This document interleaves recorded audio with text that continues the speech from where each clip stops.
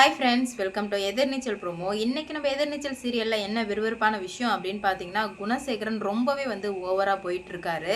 ஆனா நம்ம தர்ஷன் இப்படி ஒரு குணசேகரனுக்கு தண்டனை கொடுப்பாரு அப்படின்னு சொல்லிட்டு கொஞ்சம் கூட எதிர்பார்க்கவே இல்லை. இவ்வளோ நல்லா பொட்டி பாம்பா இருந்த நம்ம தர்ஷன் இப்போ குணசேகரன் பண்ணது எல்லாத்தையும் பார்த்து செவ்விலே ஓங்கி ஒரு அரை உர்றாரு பாருங்க. வேற லெவல் சம்பவங்க. இது என்ன நடந்துச்சு, இதுக்கப்புறம் என்ன நடக்க போகுது அப்படின்னு சொல்லிட்டு தாங்க இந்த வீடியோவில் நம்ம பார்க்க போறோம். இப்போ என்ன நடந்திருக்குன்னா, உண்மையிலுமே இந்த மாதிரி யாருமே பண்ணவே மாட்டாங்க. அந்த அளவுக்கு பண்ணிட்டு இருக்காரு குணசேகரன். தாலி கட்டின பொண்டாட்டியை வச்சுக்கிட்டு இன்னொருத்தி கூட இருக்க எங்கேயுமே நடக்காத ஒரு கொடுமை. இந்த அதில் குணசேகரன் ரொம்ப பண்ணிட்டு இருக்கிறதுனால தர்ஷன் கோவம் இருக்க தானே செய்ய, அந்த கோவத்தை எல்லாத்தையும் கண்ட்ரோல் பண்ணிட்டு இருக்காரு. என்னதான் இருந்தாலும் குணசேகரன் பையனாச்சே அப்படின்னு நிரூபிக்கணும் அப்படின்றதுனால தர்ஷன் நிறைய யோசிக்கிறாரு. அது மட்டும் இல்லாமல் இப்போ தான் பார்கவிக்கும் தர்ஷனுக்கும் ஒரு நல்ல அண்டர்ஸ்டாண்டிங் வந்துச்சு. இந்த சமயத்தில் நிறைய பண்ணதுனால என்ன பண்ணுறது போகிறதுன்னு தெரியாமல் பரிதவிச்சிட்டு இருக்காரு தர்ஷன். அந்த சமயத்தில் தான் யோசிக்கிறாரு. ஒட்டுமொத்த பிபி ப்ரெஷர் எல்லாத்தையுமே அடக்கி வச்சிருக்காரு தர்ஷன். ஏதாவது ஒன்று பண்ணணும், இப்படியே பண்ணால் சரி வராது அப்படின்னு சொல்லிட்டு ரொம்ப கண்ட்ரோல் பண்ணி வச்சிருக்காரு. ஆனால் அவங்களுக்கு ஒன்றும் விஷயம் தெரிய வரல. என்னதான் இருந்தாலும் குணசேகரன் இவ்வளோ பெரிய ஃப்ராடாக இருந்தால் குணசேகரனுக்கு பையன் பிறந்த கொஞ்சமாச்சும் அதில் இருக்க வேணாம் அப்படின்ற மாதிரி தான். ஆனால் அந்த மாதிரி யாருமே நடக்கவே இல்லை, ஆட்டி தான் வச்சிட்டு இருந்தாங்க. அப்படி இருந்த சமயத்தில் தான் இப்போ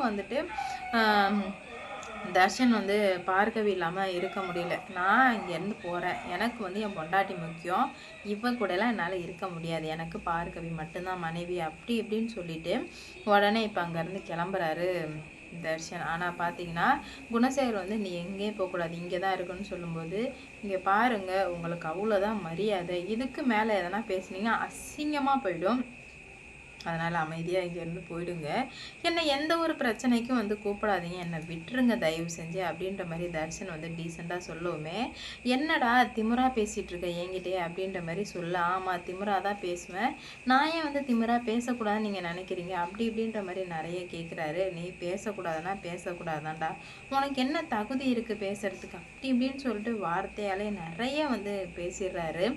இது எல்லாத்தையுமே கேட்டு தர்ஷன் என்ன பண்ணுறாருன்னா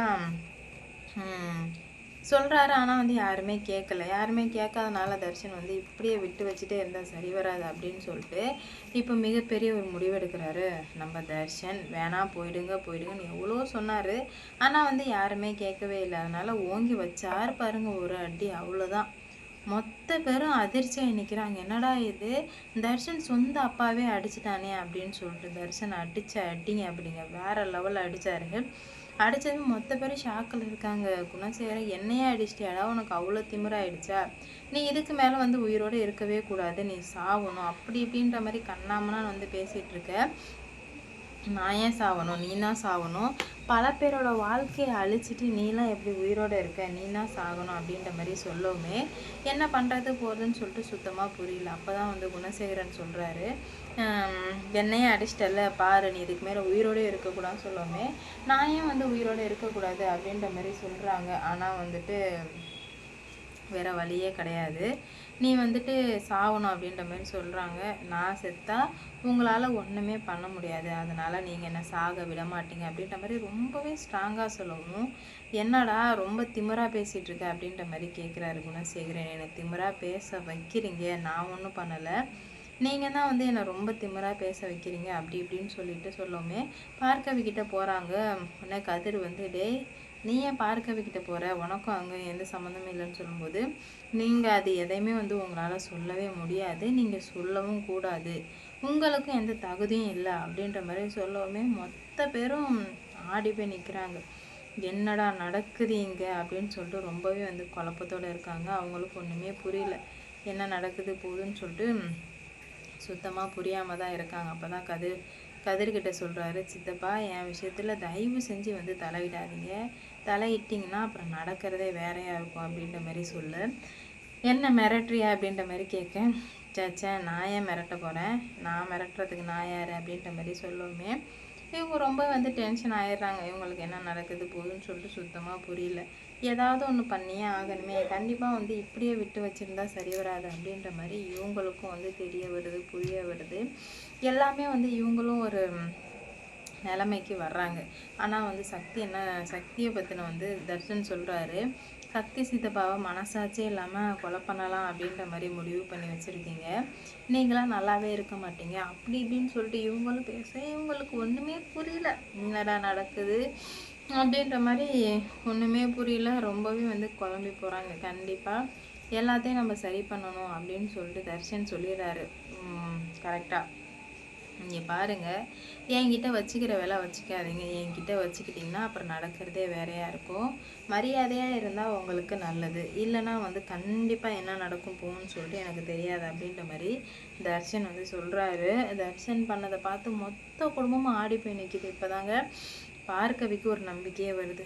நமக்காக நம்ம புருஷன் வந்து இந்த மாதிரி பேசினானே அப்படின்னு சொல்லிட்டு இப்போ தான் கொஞ்சம் வந்து நம்பிக்கையே வருது. ஆனால் வந்துட்டு தர்ஷன் வந்து சொல்கிறாரு, என்ன சொல்கிறாரு அப்படின்னு பார்த்தீங்கன்னா, என்ன நடந்தாலும் போனாலும் அவள் மட்டும்தான், இப்போ மட்டும் இல்லை 7 ஜென்மத்துக்கு அவள் மட்டும்தான் பொண்டாட்டி.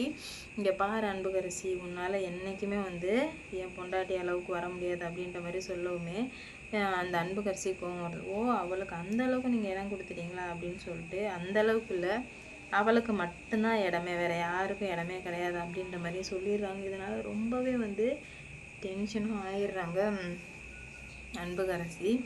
இப்படியே விட்டு வச்சுட்டே இருந்தால் சரி வராது, நம்ம தான் ஏதாவது ஒன்று பண்ணணும் அப்படின்ற மாதிரி ரொம்ப ஸ்ட்ராங்காக முடிவு எடுக்கிறாங்க. அவங்களுக்கும் ஒன்றும் புரியல என்ன நடக்குது போகுது அப்படின்னு சொல்லிட்டு ரொம்பவே குழப்பமாக தான் இருக்காங்க. இருந்தாலுமே ஏதாவது ஒன்று சரி பண்ணணும், இப்படியே விட்டு வச்சா சரி வரான்னு சொல்லிட்டு அவங்களுக்குமே வந்து புரிய வருது. இதனால் இன்னும் நிறைய பிரச்சனைகள் வந்து நடக்க போகுது. ஒரு பிரச்சனையுமே வந்துட்டு பல பிரச்சனைகள் வந்து கொண்டு வர போகுது. நம்ம ஜனனி வேறு அங்கே போயிருக்காங்க. இதனால் என்ன நடக்க போகுது அப்படின்னு சொல்லிட்டு வெயிட் பண்ணி பார்க்கலாம். ஜனனி வந்து சக்தியை கண்டுபிடிச்சிருவாங்க நீங்கள் நினச்சிங்கன்னா மறக்காமல் வந்து கமெண்டில் சொல்லிட்டு போங்க. ஏன்னா வந்து ஜனனியை தேடி சக்தியை தேடி ரொம்ப தூரம் போயிருக்காங்க நம்ம ஜனனி. ஆனால் வந்து கண்டுபிடிப்பாங்களா மாட்டாங்களா அப்படின்ற மாதிரி தெரியலங்க. ஏன்னா இவ்வளோ நாள் இருந்தது எல்லாமே வந்து வேறு, இப்போ இருக்கிறது எல்லாமே வேறு. அந்த அளவு தான் வந்து நடந்துகிட்ருக்கு. ஒரு விஷயத்தையும் பார்த்து பண்ணிகிட்ருக்காங்க. வெயிட் பண்ணி பார்ப்போம் என்ன நடக்க போகுது அப்படின்னு சொல்லிட்டு. இந்த வீடியோ பிடிச்சிருந்தா லைக் பண்ணுங்கள், ஷேர் பண்ணுங்கள், மறக்காமல் சப்ஸ்கிரைப் பண்ணிக்கோங்க. அப்போ தான் நான் போடுற வீடியோ நோட்டிஃபிகேஷனாக வரும். அடுத்தடுத்து என்ன நடக்க போகுது அப்படின்னு சொல்லிட்டு பார்க்கலாம். தர்ஷன் குணசேகர் நடித்தது யாருக்கெல்லாம் பிடிச்சிருந்துச்சோ அவங்களாம் கமெண்டில் சொல்லிட்டு போங்க. ஏன்னா தர்ஷன் பண்ண காரியம் ரொம்பவே வந்து நல்ல காரியம்னு நீங்கள் நினச்சிங்கன்னா லைக் போட்டு கமெண்டில் சொல்லிட்டு போங்க. இந்த வீடியோ பிடிச்சிருந்தா லைக் பண்ணுங்கள், ஷேர் பண்ணுங்கள், மறக்காமல் சப்ஸ்கிரைப் பண்ணிக்கோங்க. எப்படாடா போட வீடியோ நோட்டிஃபிகேஷன் வரும்.